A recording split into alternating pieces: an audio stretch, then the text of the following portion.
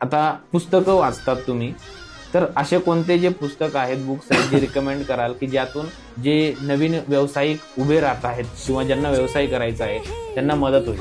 ऐतिहासिक पुस्तक महाराजांचे झाले ते.